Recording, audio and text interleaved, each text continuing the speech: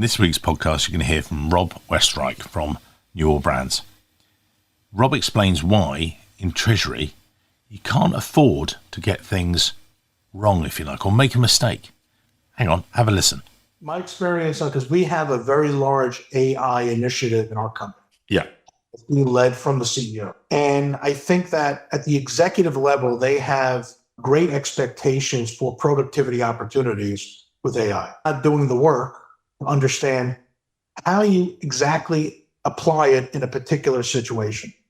And what we've noticed is that in our world, AI is amazing in places like marketing and customer service and those places. Where it's a little more of a challenge is in, saying the finance area. And what does that mean? In the finance area, particularly in Treasury and tax as well, and frankly, all of it, in my opinion, you cannot be wrong. You're dealing with the company's money, you're dealing with the company's capital, and you can't be wrong because your error can cost the company, depending on the size of the company, millions and millions of dollars, euro, whatever.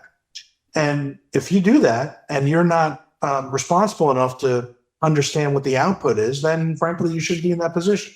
Yeah. It's just like when someone puts together a presentation and they hand it to you for review, it should be nearly done, right? And I shouldn't have to tell you, I don't like the font and all this other thing. But again, the same thing with AI, it's a matter of you have to understand what your level of risk is with AI. If you want to create an agent that says, okay, do my cash forecast, but there's cash forecasting can be the 12-month rolling forecast, which you don't have to be particularly right on because you don't really know the answer.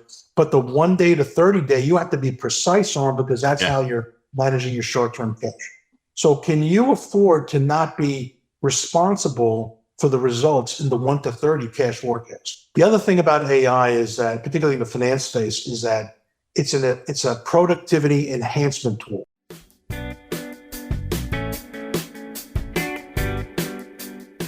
Welcome to this week's Treasury Career Corner podcast, where I interview Treasury professionals about their Treasury careers. Each and every week, I talk to treasurers about how they built their careers, where they are now, where they see both themselves and the Treasury profession going to next. Let's get on with the show. In this week's show, delighted to be joined by Rob Westreich, the Senior Vice President, Treasurer and Chief Tax Officer of Newell Brands, where he leads the company's global tax, treasury, and global business services organizations. Newell Brands is a leading consumer products company with a portfolio of iconic brands, including Rayco, I think I say it, Coleman, Oster, Rubbermaid, and Sharpie, and 24,000 talented employees around the world. They're focused on delighting consumers by lighting up everyday moments. There you go. But we're going to go right back to the beginning, how Rob first started his career, how you then discovered the world that was Treasury, because I know you were over in tax and things. Rob, I hand the microphone over to you, sir. Take us back, dim distant past. Over to you.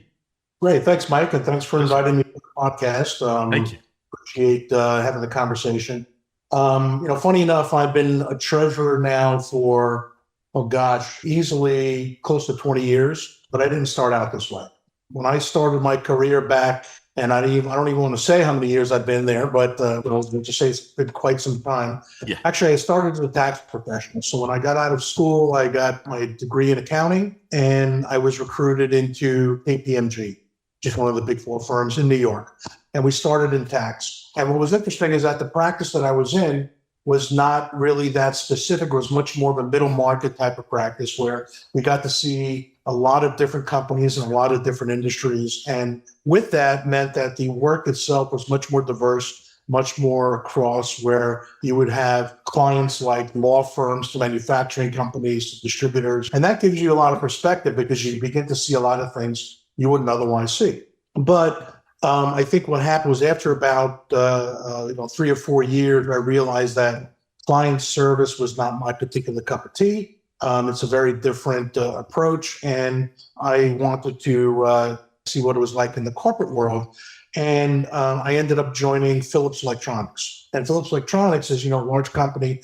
They had their U.S. business called North American Philips, which was a very large company, one of these old-time conglomerates, and they had businesses like the Magnavox television business, the lighting business, the medical business. They had a piece of Polygram Records, so you had a lot of that. And again, a lot of diverse things. But what was interesting about Philips is that it was such a long time tax function where everything was kind of set up and it was really done well. And they set things up where they learned how to use technology to be able to get the work done. So even before all of this automation and AI and everything else, they were probably one of the premier companies that used the old AS400, the old IBM mainframes, to really create apps to be able to automate. Yeah. I was doing tax work, and then I got involved in actual computer coding. And it was really interesting because you were able to take what you knew and do that. And the beauty of that was they gave you the opportunity to increase your desire to do all the things, right? And that's kind of what started with me, was this kind of curiosity about things. Well, from there, I ended up going to a company called American Standard. American Standard was, again, the first US-based multinational I worked for, and they were in the world for 100 years before. So in Europe, it would have been Ideal Standard or Trane Air Conditioning or Wabco truck brakes or what have you. And that was my first touch to international tax planning. And for me, and I was very lucky in my career that I was able to do a lot of different things. I was in every aspect of the tax function because, again, there was a vacuum. Nobody was doing it. I asked if I was able to do it, and they said, sure, go ahead. And then the thing with American Standard was we began to learn and appreciate the concept of repatriation. So what does it mean when you have all this cash that's sitting outside your home country, and how do you repatriate the cash?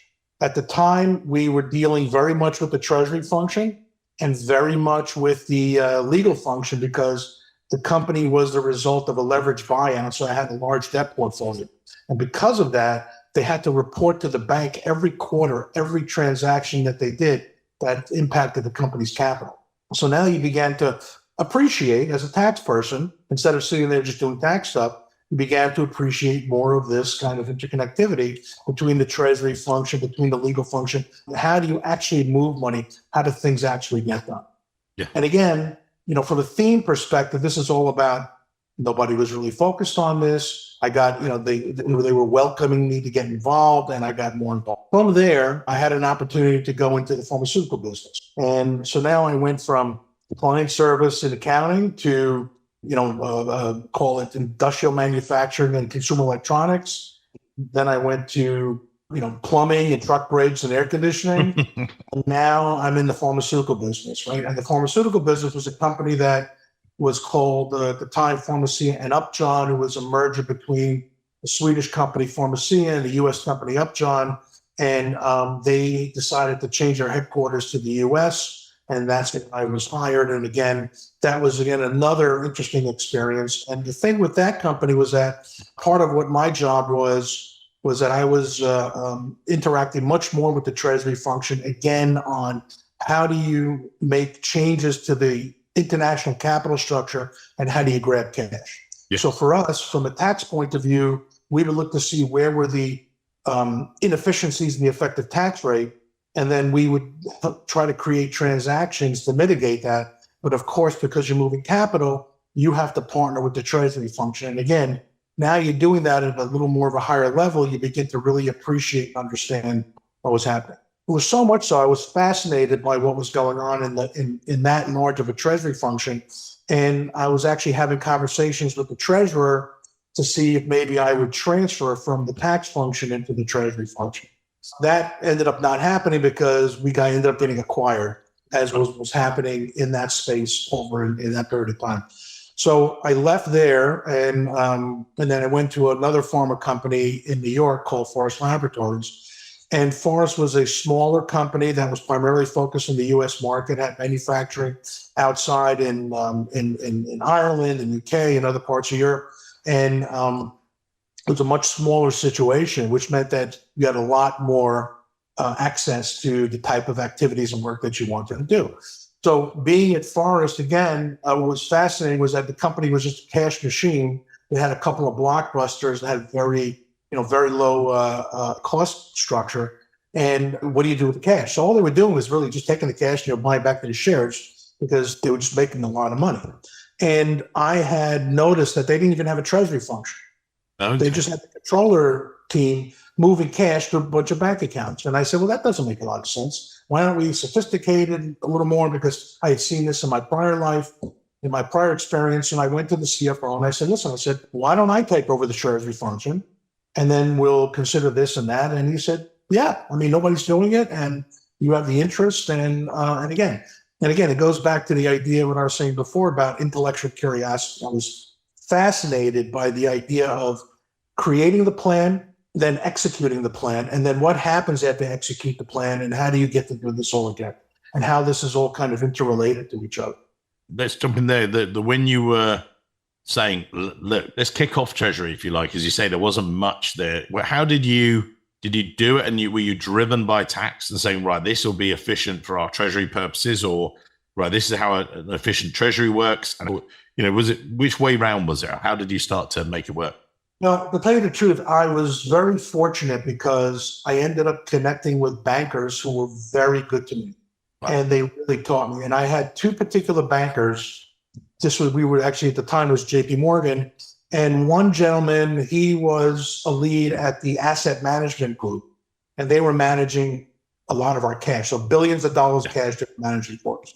And on the other side, we had the person that was the commercial banker that was helping us move money through bank accounts and what have you. So the asset manager guy, and again, this was, I will tell you, around just before the fiscal crisis. And he says to me, he says, you know what? We have these investments in auction rate securities that I'm a little concerned about. So my first question is, what's an auction rate security?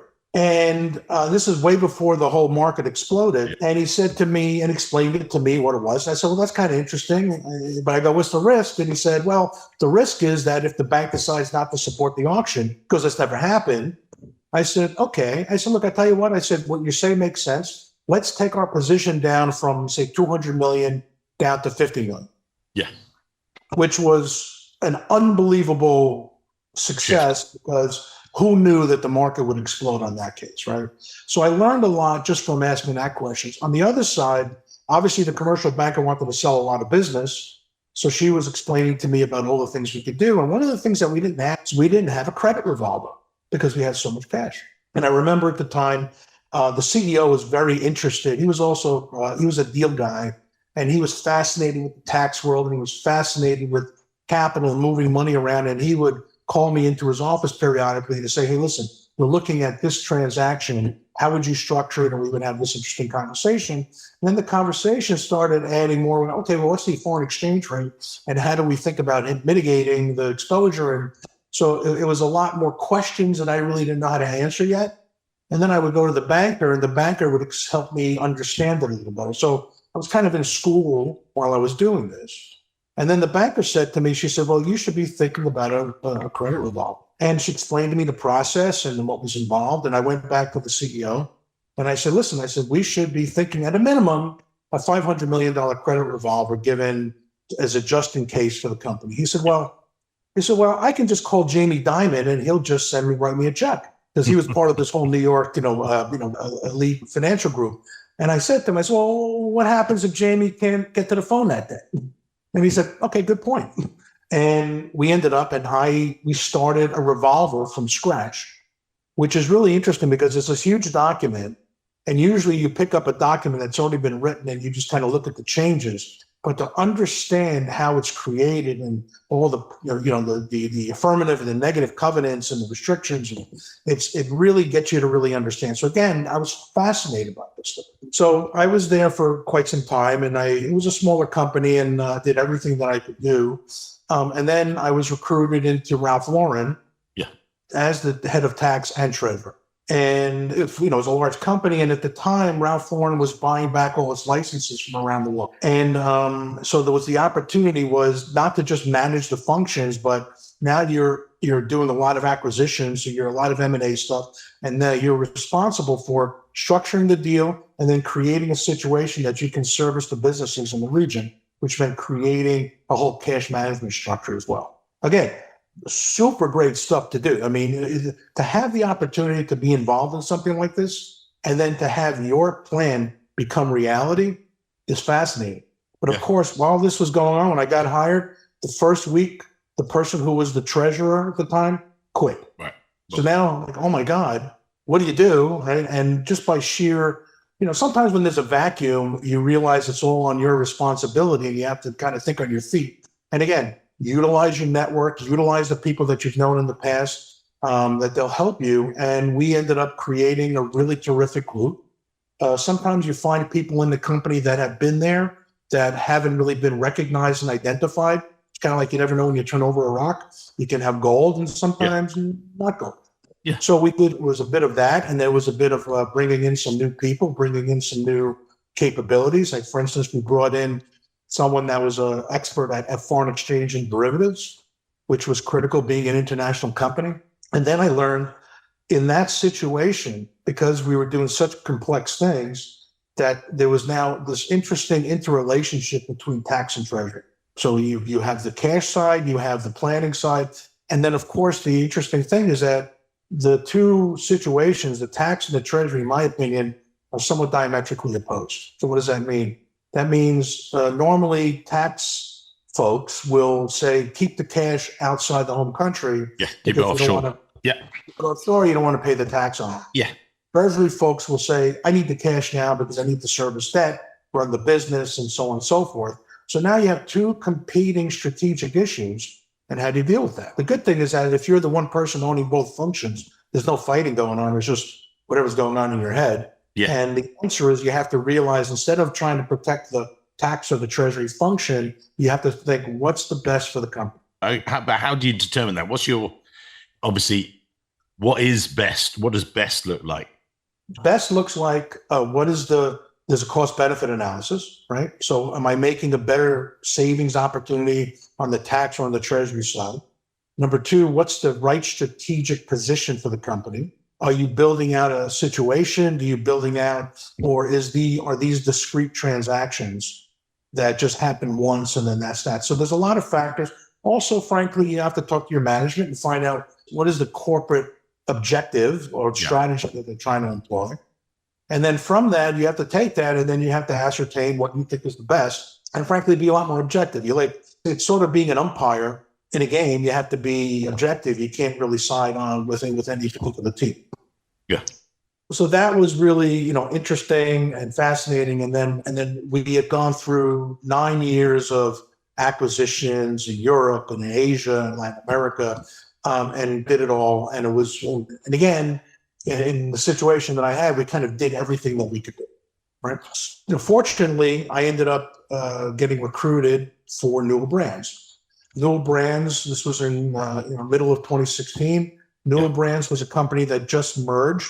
Newell Rubbermaid merged with Jarden Corporation to create a $16 billion top line company with 16 business divisions, and they were in all kinds of spaces and whatnot. And they were a very M&A oriented type of company, and they wanted someone to come in to manage that. And I ended up getting recruited to come in. And again, take what I said on the Ralph Lauren experience and then triple that in complexity and volume. So now you're dealing with huge amounts of money. And we started there. We had about 12 billion of debt. And then of course, the worst thing, and here's the interesting dichotomy here. In Ralph Lauren, the company increasingly was doing better. Their credit rating was improving. They were A-rated. It was easy to get money, easy to get credit. The situation in Newell was the complete opposite. As time was going along, the businesses started deteriorating. And it turns out that the merger itself was not really a well thought out merger. And it didn't really work out well. And then what happened was at the end of 2017, beginning of 2018, there was a corporate proxy fight. We ended up having activist investors. There was some challenges in the in the economic space, and the company's fortune started going in a different direction. So now you have to take everything that you learned and apply that into a company that's going in a different direction. So now credit ratings matter more.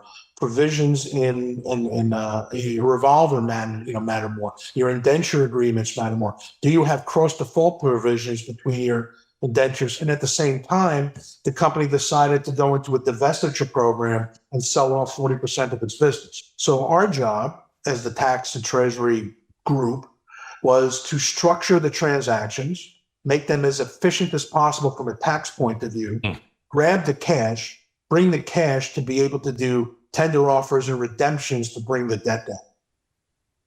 And we did that for a number of years. And it was fascinating work. I mean, it was tough work. It was hard work. Because of the quality of the work, I was able to build really good, solid teams, much like or the colleague that you've spoken to before, and to get people that were real professionals that understood how to do that. So at each time, we're taking it up a notch and taking it up a notch. And I guess I could say that, so now we are 9 years later at Newell, and we're still doing a lot of things now. We went from an investment grade to a non-investment grade company. Our debt profile has gone down dramatically, but now we're a smaller company. So now with that comes different challenges. And I will say, so it's fascinating stuff. But I will tell you this from my perspective, is that I've been very fortunate to have people that recognize when someone has intellectual curiosity about an area and to be able to put them in there. And we've done that internally, where we've given our people the opportunity to do either expatriate assignments or transfer them from the tax function to the treasury function or what have you. And it seems to be working. So that's, my story of how I got to where I am.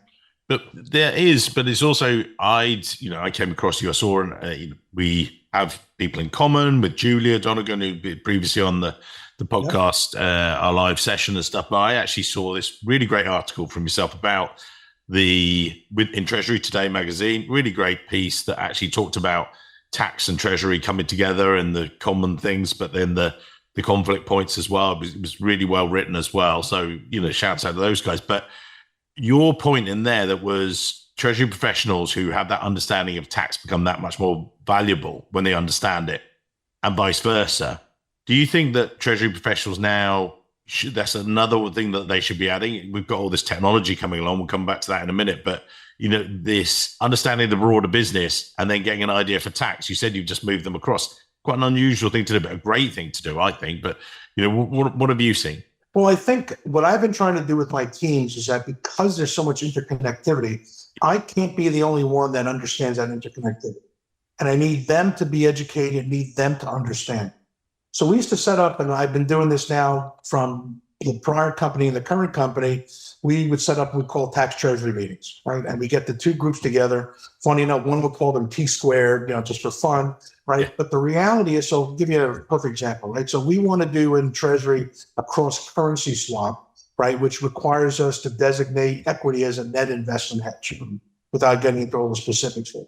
But then the tax team wants to move companies around to get a tax advantage within the group, which would effectively break the net investment hedge, but then kill the accounting and the whole purpose of the transaction. So why would I let the tax folks go through all that time and effort to tell them no, because it would disrupt this? So instead, what we do is that we create these situations where the tax folks will say, we're thinking of this and that and this. The treasury folks will come in and say, here's what's going on in our world. And at least, so number one, there's understanding of activity. The second thing is, when we do repatriation strategies, we purposely pair tax and treasury people together. Okay. So this way, so for instance, Julia, as a perfect example, she runs our treasury operations on a global basis. She's responsible for moving the cash in the right place. She needs to know what the plans are, to know how to anticipate that and plan for that over the next number of months. So I think that I don't need treasury people to know tax, and I don't need tax people to know treasury, but they need to have an appreciation and an understanding of maybe a little more than they would otherwise know. And I think that makes them super qualified and super knowledgeable. And I've been fortunate is that a lot of people that have gone on to other things have usually gone on to higher positions because of the training that we gave them in the group. And as you say, you oversee treasury, tax, risk management, business services across all these countries, hundreds of team members. How do you then personally stay in contact with that without getting buried?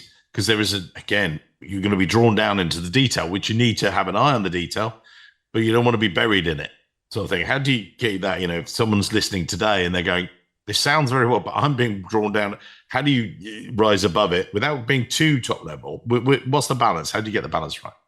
Well, I think the balance really comes down to communication, right? And it's my communication with my team and then their intercommunication. So for example, the way that I structure my groups is that I have, I'll call them key lieutenants in each particular function. So again, we'll use Julia as an example. Julia is a key lieutenant running treasury operations. She's the expert. Then I have a key lieutenant in the tax function that runs the effective tax rate and controversy and whatnot. And so I have one-on-one meetings with these people, whether it's a formal meeting or, hey, listen, what's going on type of meeting. So I understand what's happening between them and I individually. And then what we try to do is that we try to have staff meetings where we're all together and we say, okay, what are you working on? What are you working on? What are you working on? To give everyone an appreciation. Then when we have transaction specific, they now understand how to get the group together of the lieutenants and maybe the sub-lieutenants to hash out the problem, because they're saying, okay, Rob says that the objective is X. Okay, we have to meet X. Here's all the things that we need to be thinking about. Here's the things that we don't know yet that we have to solve for. And they are trying to anticipate how to respond to me, but they all know how to respond to me because I have direct communication with them.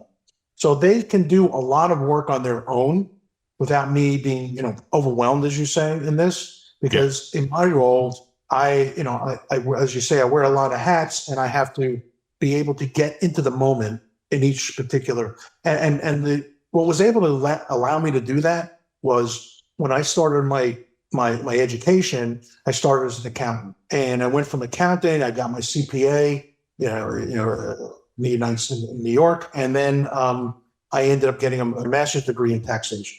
Right. And then when I was in my mid-30s, I ended up going to law school. And I went to law school at night because I had a conversation with someone that really was impactful in my life. And I decided to do that. And what law school taught me was how to do effective time management, to be in the moment, understand, listen, what's happening, be able to assess the situation, and then create conclusions or solutions or questions, and then move on. So there's a little bit of the training, the intellectual training, but it comes down to the people. The people, and they have to feel empowered, and each one has a level of autonomy that's provided to them that makes them feel like, okay, this is my space, and they know how to manage that particular space. This podcast, as you may have worked out, has no sponsors, has no ads. Nobody pays me to record these episodes. I make it because I love corporate treasury and I want to help treasury professionals just like you. If you're getting value from this, there's a couple of things I'd ask. Share it with your friends. Tell them about it, how you've enjoyed it. If it's helping you in your treasury career, fantastic. But then maybe connect with me on LinkedIn. Mike Richards, I'm there. You can actually look me up. My URL is actually linkedin.com/MRTreasury or Mr. Treasury, if you want to call it that. Hit connect, drop me a quick note, say you found me through the podcast on Apple or Spotify. I read every single message, and yes, I will reply. There's no funnel, no sales pitch. It's just a chance to say hello, stay in touch, and see what I can do to help. So anyway, let's get back to the episode. And obviously overwhelm, as you say, you actively manage that, but how do you avoid that without, when you've got to push a lot of changes through? And you talked about it, some of the stuff you've been through in recent years, that there's lots of stuff coming down the line. How do you control the flow, or do you do it, or do you let them do it, or how does it work? Again, this is an advice show. If someone's listening going, oh wow, okay, this might be a problem they're facing. It's just managing work streams. I mean, any person that continues on in their career and gets to an executive level, you begin to understand that you have to manage work streams. So the question is, how do you manage a work stream? Are you the one managing it, or do you empower people to manage it? And the way that I do it is that I empower people to manage the work stream. So you can have one person or three people running it. I'm not a big fan of overly structured steering committees and so on and so forth, right? And I want to give them the autonomy and let them anticipate what the question is. And then they're going to come back to me to say, okay, you've researched this, you've done this, there's problem 1, 2, and 3. However, we have solution 1, 2, and 3. And then we have a conversation about it. And we say, okay, either adjust work stream this way, or you got the answer and let's execute, or some other solution. So again, it goes back to that you have to have strong people and give them the opportunity to be strong people. Just like I was given the opportunity to pursue my curiosity, I'm giving them the opportunity to own their space so that they can feel much more empowered. And frankly, you're doing great development, you're building executives. I mean, that's kind of what you're doing. And we had our pre-chat the other day, which was great as well. And, you and I were talking about all this new technology coming along, whether it's AI, automation, we've got all these different things. And I was talking about my session in the ACT conference where I talked to the audience about saying it is AI, artificial intelligence, not RI, real intelligence, making sure that, you and I both got into that, just saying that Victoria, was interpreting about knowing behind the figures. We were talking about this, and Victoria, one of the panelists, was saying she put some stuff in there. It came out with completely wrong answers, but she luckily had the bedrock of knowledge to go, no, that's wrong, and actually come back. Do you think some companies and individuals are maybe overestimating what it can do or what it will be able to do? Where are you in that thought process? My experience, because we have a very large AI initiative in our company. Yeah. It's being led from the CEO. And I think that at the executive level, they have great expectations for productivity opportunities with AI. Not doing the work to understand how you exactly apply it in a particular situation. And what we've noticed is that in our world, AI is amazing in places like marketing and customer service and those places.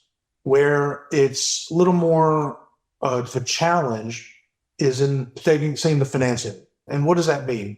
In the finance area, particularly in Treasury and tax as well, and frankly, all of it, in my opinion, you cannot be wrong. You're dealing with the company's money, you're dealing with the company's capital, and you can't be wrong because your error can cost the company, depending on the size of the company, millions and millions of dollars, euro, whatever. And if you do that and you're not responsible enough to understand what the output is, then frankly, you should be in that position. Yeah. It's just like when someone puts together a presentation and they hand it to you for review, it should be nearly done, right? And I shouldn't have to tell you, I don't like the font and all this other thing. But again, the same thing with AI, it's a matter of you have to understand what your level of risk is with AI. If you want to create an agent that says, okay, do my cash forecast, but there's cash forecasting can be the 12-month rolling forecast, which you don't have to be particularly right on because you don't really know the answer. But the 1 day to 30 day, you have to be precise on because that's how you're managing your short-term cash. So can you afford to not be responsible for the results in the 1 to 30 cash forecast? The other thing about AI is that, particularly in the finance space, is that it's a productivity enhancement tool. People should not say, oh my, I'm running out of a job. Think about all the things that are not getting done because you don't have this productivity accelerator at your hands. I have people, they spend time putting, so for instance, we like to have a report every day that has our cash balances in our important country. But someone actually puts that together and puts it in a PowerPoint and then emails it. Why can't I just have an agent to do that? And now that person is going to say, well, now, I don't have that job anymore. And say, well, first of all, that's not a job you want, really. And there's all these more interesting things that you can do. So I think that, people need to appreciate that. The other thing too is that when you look at AI agents or AI utilization, what's the value that you're getting for it? Yeah. So we're doing is that we're applying AI in our cash forecasting process, number one, right? Number two, what we're doing is that in the global business services, particularly in the accounts receivable section, order to cash, we're looking at our claims and deductions, and we're using the platform that we have, it's called HighRadius, and there's an AI built into it that's using predictive AI that's saying, you know what? 80% of the claims on this customer are usually good claims. So then you can put in a rule that says, all right, anything that's below $1,000, I'm just going to let pass, and I'm going to say that's good because my probability of error is so much lower. Yeah. Okay. And that is a big productivity enhancer that allows you not to have to staff up for more things, if that's a concern for you, or to be able to give people the opportunity to do a lot more work than they would otherwise do. It's just a tool. It's just like anything else. Like when someone learns how to use the Treasury workstation, it's a tool to use. If you become a super user, now you're a much more critical player, but in 10 years or maybe less, there's going to be a new thing that's going to supplant this. So you just have to be nimble. You have to be agile. Make sure you understand the risk profile that what you're allowing to pass, and then move on to the next interesting project. And I had it on my notes here, actually, and it was great. So, as you said, wrong cost money. This is your phrase, not mine. This is the thing. But how do you avoid having the wrong people costing money? How do you avoid having, how do you make sure you get the A players, and how do you focus on that within your recruitment ethos or whatever? First of all, it's making sure you have the right relationships with the right recruiters. Yep. I think that's important, right? Because those are the people that have access to the population that you don't. And even though that there's a lot more easier and cheaper ways to do it, I think that, it's there's the old saying, you get what you pay for, right? And I think that if you're looking for value, you need to invest to get value, number one. Number two is, for instance, when we decided to reorganize our treasury function outside the United States, we purposely chose Dublin because Dublin was a center where multinational companies would have treasury functions because there was a tax deal back in the day, 15, 20 years ago. Yeah. And knowing that there was this concentration of treasury professionals, it made sense to locate there. And as a result, we had Julia, who's got a great background and she's terrific at it. We were able to recruit people like her, and she has her network of people, and so on and so forth. So it's you need to focus on the right people. And frankly, you also need to assess your people well and hold them accountable, because sometimes you make a mistake. Yeah. And if you make a mistake, you have to action that mistake. You can't simply just accept the situation. Yeah. And that's tough. That's really tough because you're impacting people's lives, and that's terrible. But if you get the right person and you can build upon that person and that situation, again, like I said to you before, you can bring them along. I mean, Julia wasn't hired to do what she's doing now. She has grown into that role. Yeah, very much so. But we saw the capability and the opportunity and her skill set, and we also coached her along. So yeah. It's a two-way street. I mean, they have to, the employees got to come and give you what they have, but as the employer, you need to be able to provide them opportunity to be able to do the same and succeed. So, yeah. And to your point about locations, as we were talking before, I've literally on back to back. We did Dublin and then straight to Amsterdam, and people were like, "How come you're out there?" And I went, because in and around Europe, you've got UK, you've got Dublin, you've got Amsterdam, and a couple of others. But that's where over time there's been really great levels of treasury talent. So that's why we operate in those markets. Oh, it's a no-brainer. I mean, my prior company set up a treasury function in Amsterdam. And this time it's the one in Ireland. So, yeah. And again, both situations was incorporating tax-related planning. Yeah. And so for the younger, for the treasury professionals earlier in their careers, perhaps, we've got all this new stuff coming along, but then you've got curiosity versus technical knowledge. It was something that we've talked about on some of the live events we've done recently.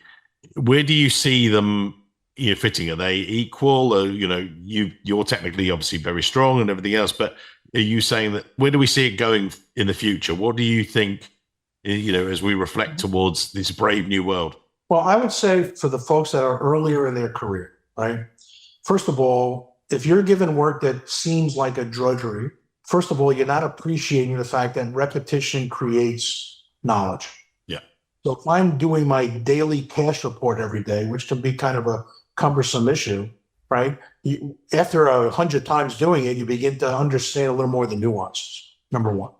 Number two is, because you're earlier in your career and you're much more technologically oriented than I am, you are much more comfortable in saying, okay, you know what, I'm going to go into some AI technology, and how do I not do the drudgery myself, but how can I automate that drudgery?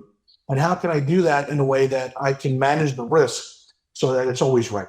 That's a tremendous value. So now you know what happens? So now you've taken a process that you've taken a lot of your time. You now have freed yourself up from that time. That gives you an opportunity to go into another area and learn that other area.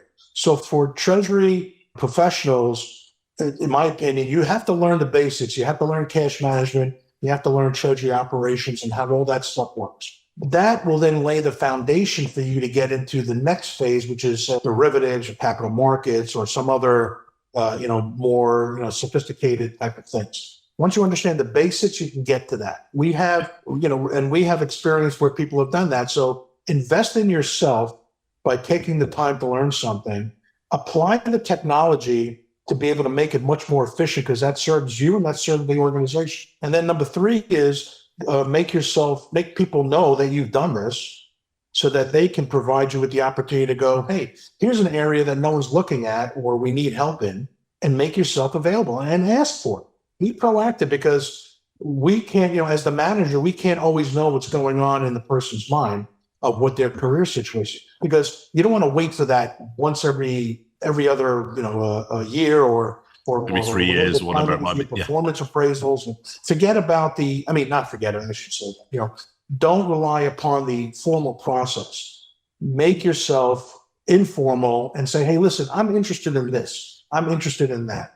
How can we do that? And you know something? Most times they'll say, okay, let's find out a way how to make this a better situation for all. So I think it's an investment on both sides. And we've had that on a few of the podcasts with the guests where, as you say, don't wait for your review. Put your hand up. If you're interested in something or you can help out, the more you help out, the more invaluable you become to an organization, to your boss, to your team, to everything else. Just get stuck in sort of thing. Yeah. And I would say one more thing too, which people don't, maybe have an issue with, is that if you're earlier in your career, lower on the food chain, so to speak, don't worry about going to the treasurer. You're allowed to talk to anyone that you want to talk to. And most times the treasurer will be very happy to have a conversation. Yeah, but the treasurer is going to create the environment to make the person feel comfortable enough, because there's nothing more impactful for a young professional to be able to have access to the treasurer in that particular case, because then they can ask a lot of questions. They can talk about themselves. They can talk about the situation at work. And then they create that relationship. And then the treasurer has that person in their head, because now they know, okay, that person made an effort to talk to me, to ask about getting involved in something. And that is a great way for them to move their career on as well. So final takeaways for today. I'm going to put your LinkedIn details in the show notes so people can connect to you and you'll, expand the LinkedIn network. But just in general for yourself or for those guys out there listening, you've given already some takeaways for the junior guys, I think, but whether we summarize them or whatever, but what are the takeaways from today's show, or someone sitting there with a coffee, whatever level, they're junior, mid-level, senior, what are the takeaways for each of them subgroups, if you like, before we finish up? I would say, first of all, be curious, right? What you do is not a side. What you do impacts a lot of other parts of the organization. And you need to have a better appreciation of how that works. And once you have that appreciation, then the next thing for you to do is go out and create relationships within the organization, whether it's in your function, whether it's outside your function, because then that will give you a much better understanding to know how their function works, that you can apply it to yourself. The other thing is to communicate well within your organization about the things that you're interested to do. That was something that I did all the time, and it wasn't 100%, but there was a majority of the time that people said, yeah, you're interested in that. We're going to give you an opportunity to try your hand at that particular function. And that, frankly, was what helped me gave me a much broader perspective of the function and the company and what was happening. And it allowed me to really excel at being a treasurer and a head of tax and a head of global business services and so on and so forth. And then understanding that interrelationship then, and again, people then will recognize you and realize, wow, that person's a sharp person, because they know not just that functional area as well. And that can be in any organization, doesn't matter. Yeah. Rob, you've been amazing. Thank you very much, sir. Some great takeaways there, and looking forward to Yes, maybe seeing in Naples, maybe in New York. Who knows? Yeah. Perhaps. And Mike, thank you again for the opportunity. I really enjoyed it. Thank you, sir. Right. Before you finish today's show, a quick reminder. You can earn CTP credits just by listening to the podcast. Listen to the show, take a short online quiz, pass the quiz, got to do that, and then we'll send you CTP credits. This means you can recertify, which I know you have to do every 2 years, and lots of people do it. It's so convenient. They do it whilst they're commuting, they might be at the gym, walking the dog. We're there to help you. It's designed to fit around you and your real Treasury jobs, not add more work to it. If you're already listening, you might as well get the credit for it. All you need to do, head to the episode page, take the quiz, and as I say, as long as you pass, we will send you the CTP credits. I know, it's all part of the service. Thanks again for listening. We appreciate your support. I'll see you soon.